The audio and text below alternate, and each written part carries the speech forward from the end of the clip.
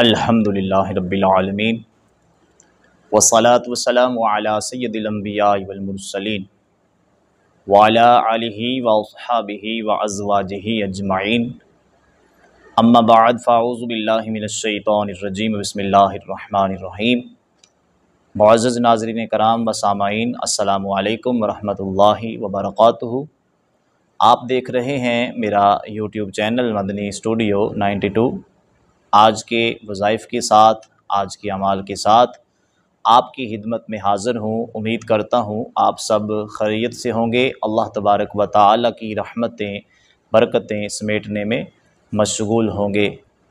تو ناظرین کرام، آج کا ہمارا عمل، آج کا ہمارا وظیفہ درود پاک کی برکتوں کے حوالے سے ہے۔ درود پاک کی بے شمار برکتیں ہیں، بے شمار فضیلتیں ہیں۔ اللہ تبارک و تعالی نے اپنی لاریب کتاب قرآن مجید فرقان حمید میں ارشاد فرمایا، ان اللہ و ملائکتہ یصلون علی النبی، کہ بے شک میں اور میرے فرشتے اس نبی پر درود بھیجتے ہیں۔ یا ایھا الذین آمنوا صلوا علیہ وسلموا تسلیما، اے ایمان والو تم بھی ان پر درود اور خوب سلام بھیجا کرو۔ تو ناظرین کرام، آقا کریم صلی اللہ علیہ وسلم نے درود پاک کی بے شمار فضیلتیں بتائیں، بے شمار برکتیں بتائی ہیں، اور ان میں پہلی جو برکت آقا کریم صلی اللہ علیہ وسلم نے بتائی، نبی رحمت صلی اللہ تعالی علیہ وآلہ وسلم نے ارشاد فرمایا کہ قیامت والا دن ہوگا تو اللہ تبارک و تعالی تین اشخاص کو، یعنی تین بندوں کو، تین شخصوں کو اپنے عرش کا ٹھنڈا سایہ عطا فرمائے گا۔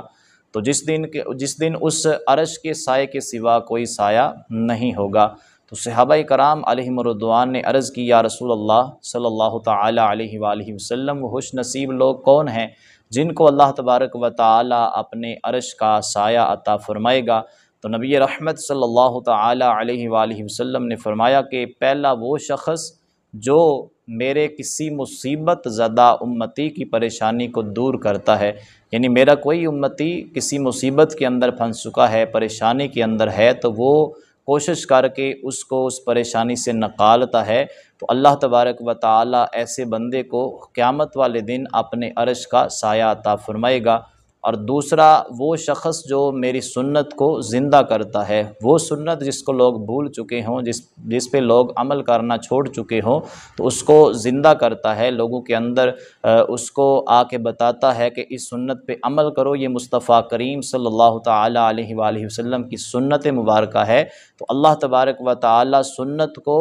زندہ کرنے والے کو بھی کل قیامت والے دن اپنے عرش کا سایہ عطا فرمائے گا۔ اور نبی رحمت صلی اللہ تعالی علیہ وآلہ وسلم نے ارشاد فرمایا کہ تیسرا شخص وہ ہے جو میری ذات پہ کثرت کے ساتھ درود پاک پڑھتا ہے۔ وہ کثرت کے ساتھ درود پاک پڑھتا ہے تو اللہ تبارک و تعالی ایسے بندے کو بھی اپنے عرش کا سایہ عطا فرمائے گا۔ تو ناظرین کرام،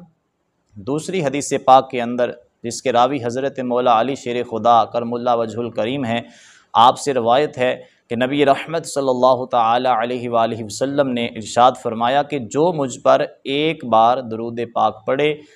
اس کے لیے اللہ تبارک و تعالی ایک قرات اجر لکھتا ہے، اور وہ ایک قرات احد پہاڑ جتنا ہے۔ یعنی اللہ تبارک و تعالی جو بندہ آقا کریم صلی اللہ تعالی علیہ وآلہ وسلم کی ذات پاک پہ ایک مرتبہ درود پاک پڑھتا ہے، تو اللہ تبارک و تعالی اس آقا کریم صلی اللہ علیہ وسلم کے امتی کو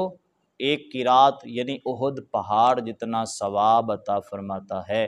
تو ناظرین کرام، آئیے چلتے ہیں درود پاک کے جو مین وظیفہ ہے اس کی جانب، کہ جو بندہ فکر و فاقہ کے اندر مبتلا ہو، اس کے رزق کے اندر کمی کا مسئلہ ہو، یا کسی پریشانی نے گھیر رکھا ہو، تو اس شخص کو چاہیے کہ وہ کثرت کے ساتھ درود پاک پڑھا کرے۔ اور یہ وہ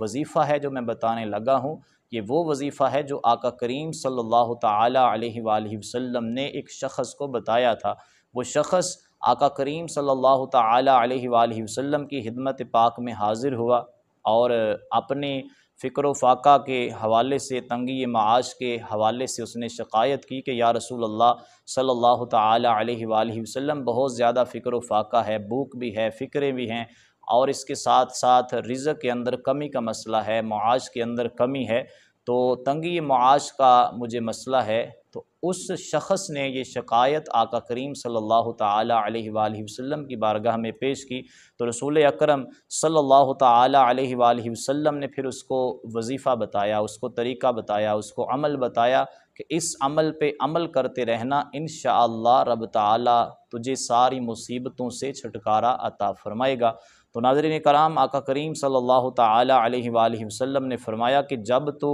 چاہے کہ تو گھر میں جائے، یعنی تو گھر میں جائے تو اس طرح گھر میں داخل ہونا ہے کہ ادھر جا کے گھر میں داخل ہو کے بولنا ہے السلام علیکم ورحمۃ اللہ وبرکاتہ، یعنی گھر والوں کو سلام کرنا ہے، چاہے تو کوئی گھر میں ہو یا نہ ہو، ہر صورت میں آپ نے السلام علیکم ورحمۃ اللہ وبرکاتہ یہ الفاظ بولنے ہیں۔ اور پھر مجھ پر، یعنی نبی رحمت صلی اللہ تعالی علیہ وآلہ وسلم نے فرمایا کہ پھر مجھ پر تم نے سلام عرض کرنا ہے، اور اس طرح عرض کرنا ہے السلام علیکہ ایہا النبی ورحمۃ اللہ وبرکاتہ، اور ایک مرتبہ تو نے سورۃ اخلاص یعنی قل هو اللہ احد مکمل سورت کو پڑھ لینا ہے، تلاوت کر لینا ہے۔ اس شخص نے ایسا ہی کیا، کچھ دیر تک وہ کرتا رہا، کچھ عرصے تک وہ کرتا رہا، پھر آقا کریم صلی اللہ تعالی علیہ وآلہ وسلم کی بارگاہ میں حاضر ہوا۔ تو نبی رحمت صلی اللہ تعالی علیہ وآلہ وسلم کی بارگاہ میں جب حاضر ہوا نا، تو آ کے عرض کرتا ہے یا رسول اللہ صلی اللہ تعالی علیہ وآلہ وسلم، اللہ تبارک و تعالی نے میرے گھر کے اندر رزق کے دروازے کھول دیے ہیں، حتیٰ کہ اس کے ہمسایوں اور رشتہ داروں کو بھی اس رزق سے حصہ جو ہے وہ پہنچ رہا ہے، ان کو بھی حصہ مل رہا ہے۔ تو ناظرین کرام، درود پاک کی بے شمار فضیلتیں ہیں، بے شمار برکتیں ہیں۔ دعا ہے رب کریم ہم سب کو کثرت کے ساتھ درود پاک پڑھنے کی توفیق عطا فرمائے، اور اس کے فیوز و برکات اللہ تبارک و تعالی ہم سب کو عطا فرمائے۔ تو ناظرین کرام، یہ تھا ہمارا آج کا وظیفہ، یہ تھا ہمارا آج کا عمل۔ اس وظیفے پہ عمل کریں، اللہ تبارک و تعالی کی برکتیں، رحمتیں حاصل کریں۔ تو ملتے ہیں انشاءاللہ اگلے وظیفے کے ساتھ، اگلے عمل کے ساتھ۔ اس وقت تک کے لیے السلام علیکم ورحمۃ اللہ وبرکاتہ۔ اللہ حافظ۔